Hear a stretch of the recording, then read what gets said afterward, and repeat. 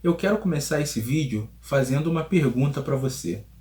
Vamos supor que nós estivéssemos passando por uma guerra mundial e a maior emissora do país convidasse você para falar em rede nacional a respeito da fé cristã em um momento como esse.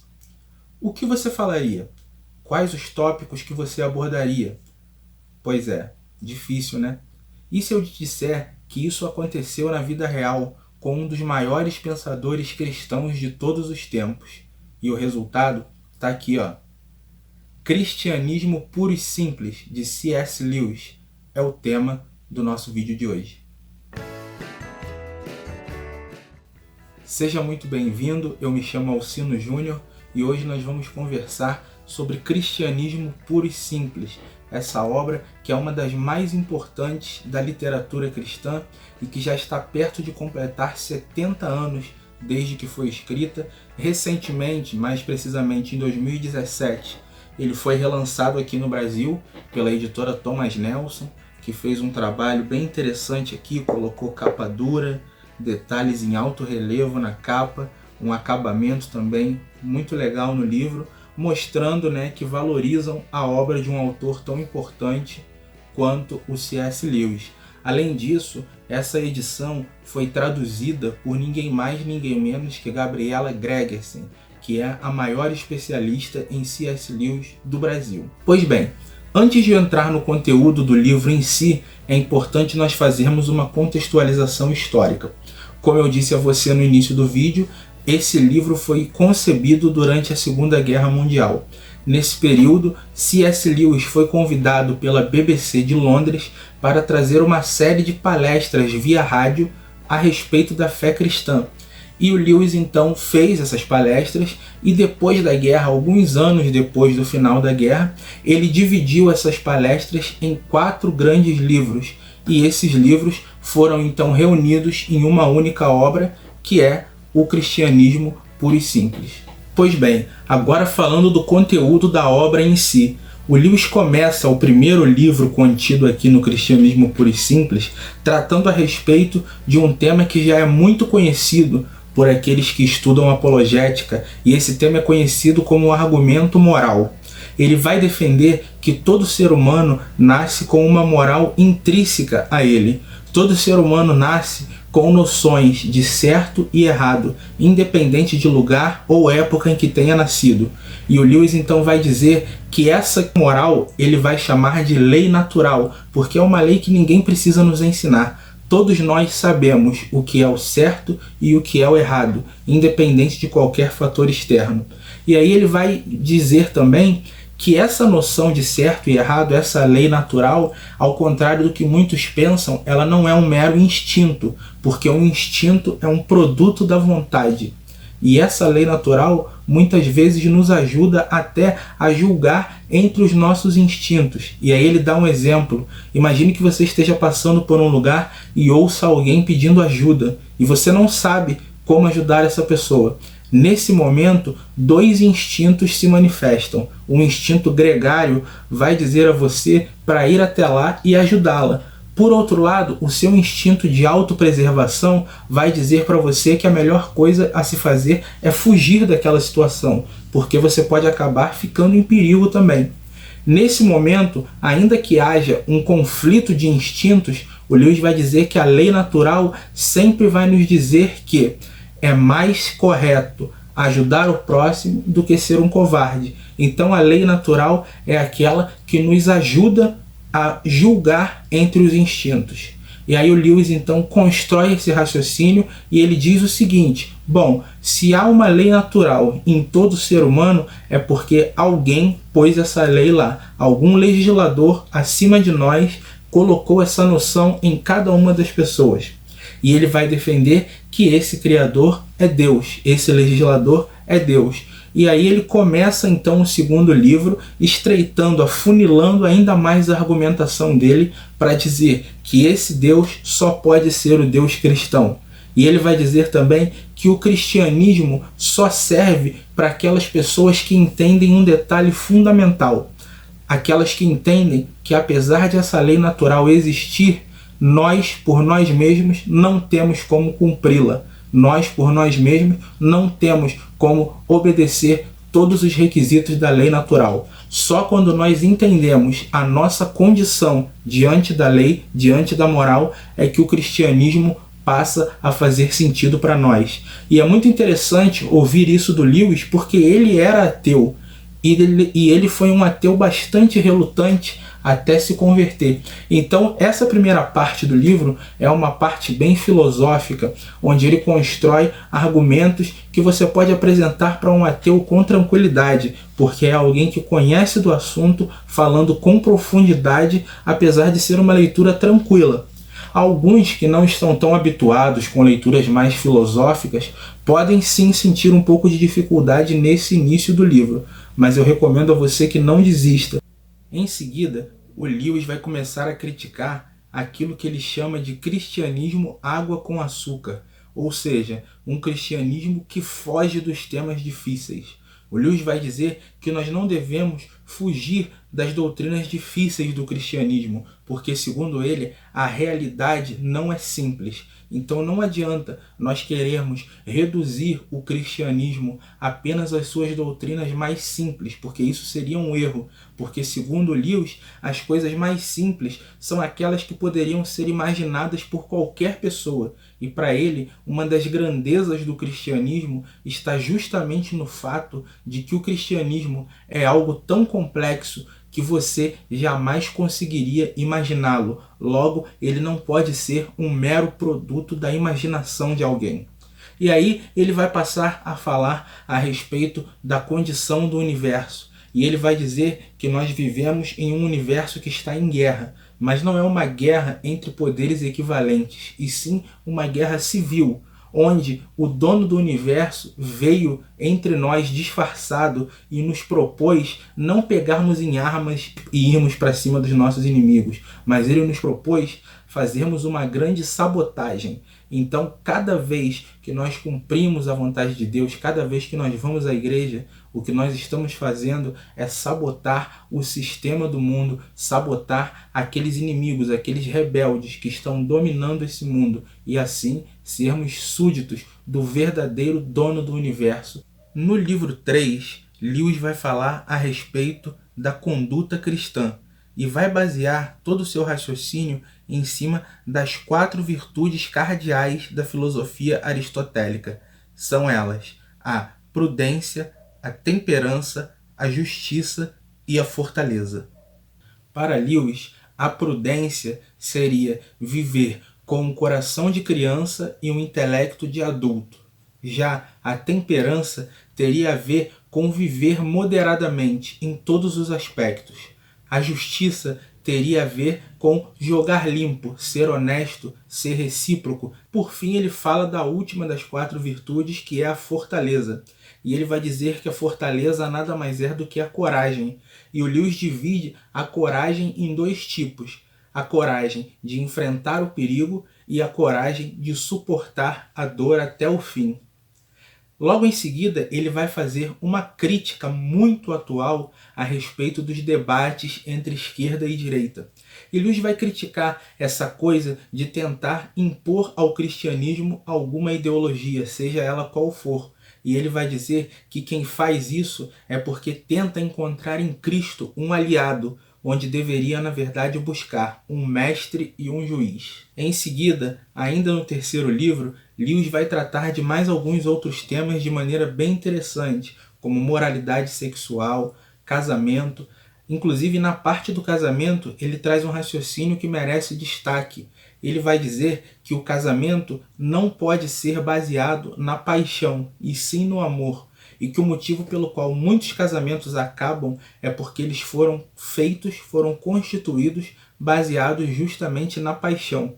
E o Lewis vai dizer que a paixão, ou melhor, o amor só começa quando a paixão acaba. E ele diz que em qualquer relacionamento amoroso, a paixão é a ignição, mas o amor é o motor que mantém esse relacionamento funcionando até o final da vida. Ele também vai tratar de temas como perdão, submissão, vários outros assuntos. E dentre esses assuntos, um que merece destaque, que eu achei sensacional o raciocínio dele, é quando ele fala sobre o orgulho. E o Lewis vai dizer que o orgulho mais nocivo não é aquele orgulho da pessoa que quer sempre ser aplaudida. Ele diz que, na verdade, esse é um orgulho até infantil, porque mostra que essa pessoa depende da aceitação dos outros.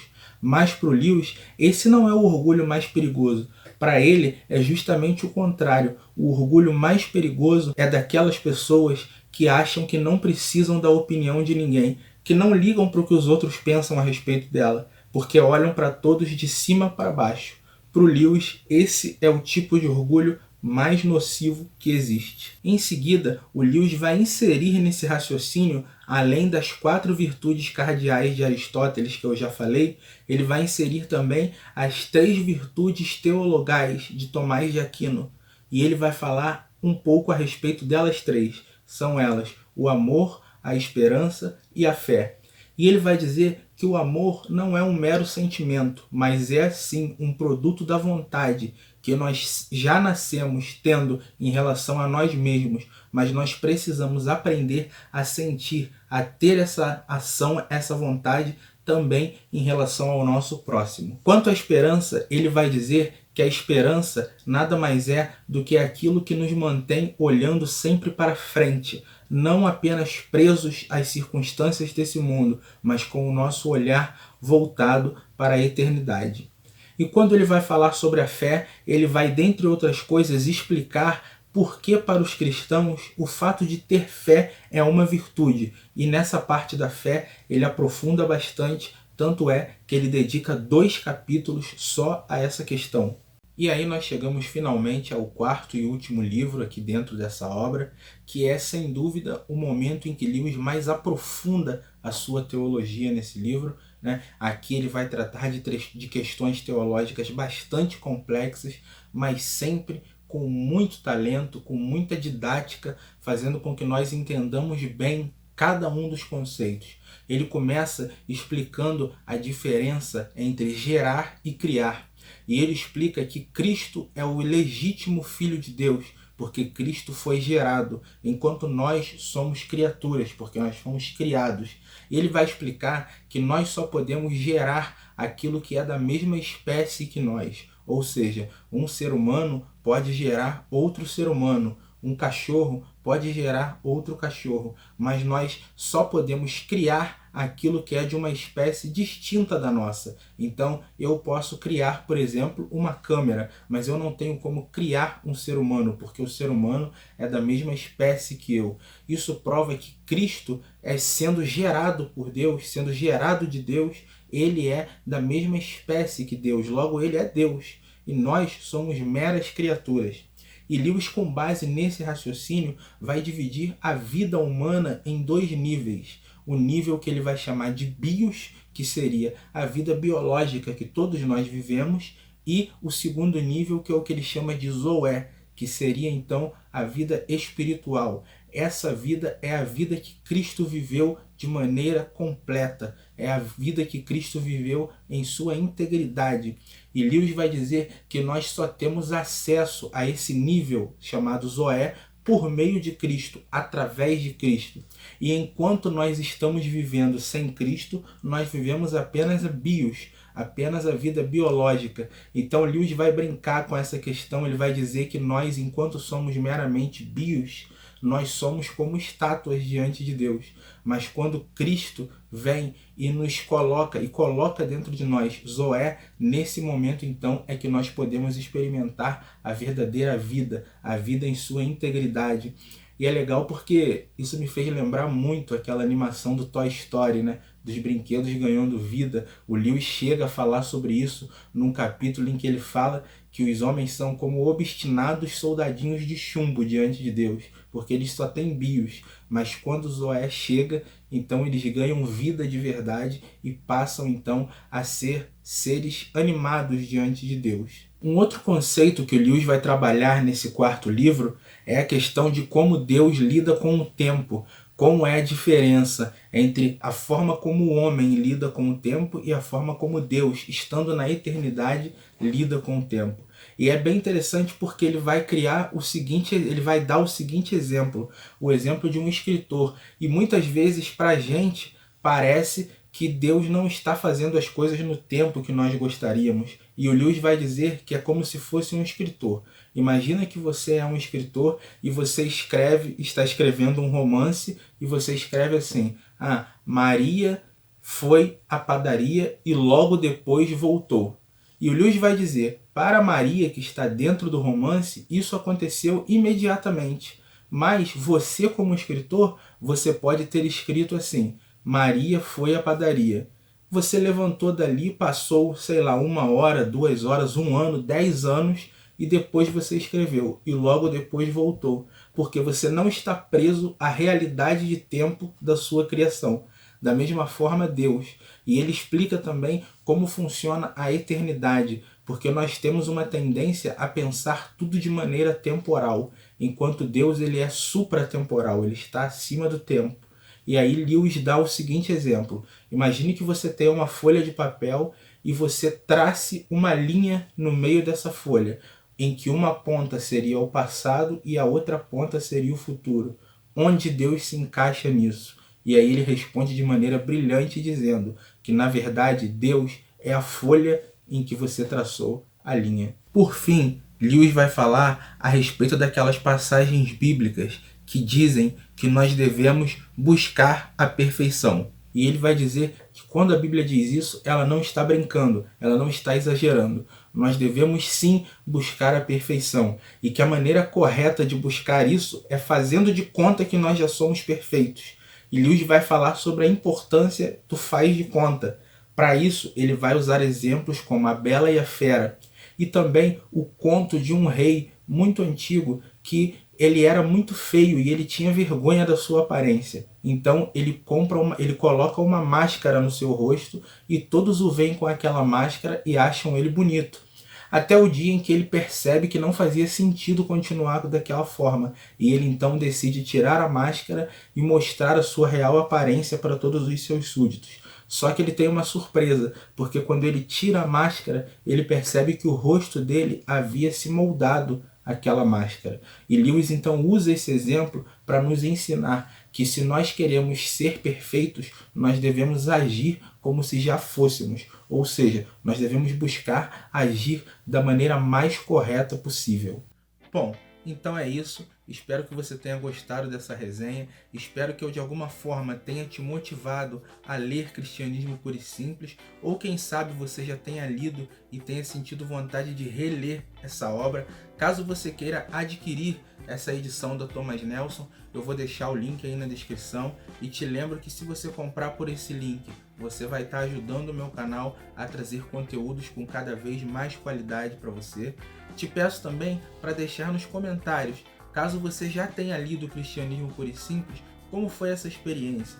Quais foram os trechos que mais te marcaram? Ou, caso você não tenha lido, o quanto esse vídeo te motivou a querer conhecer essa obra? Não se esqueça também de se inscrever no canal e ativar as notificações para ser informado sempre que surgirem novos conteúdos.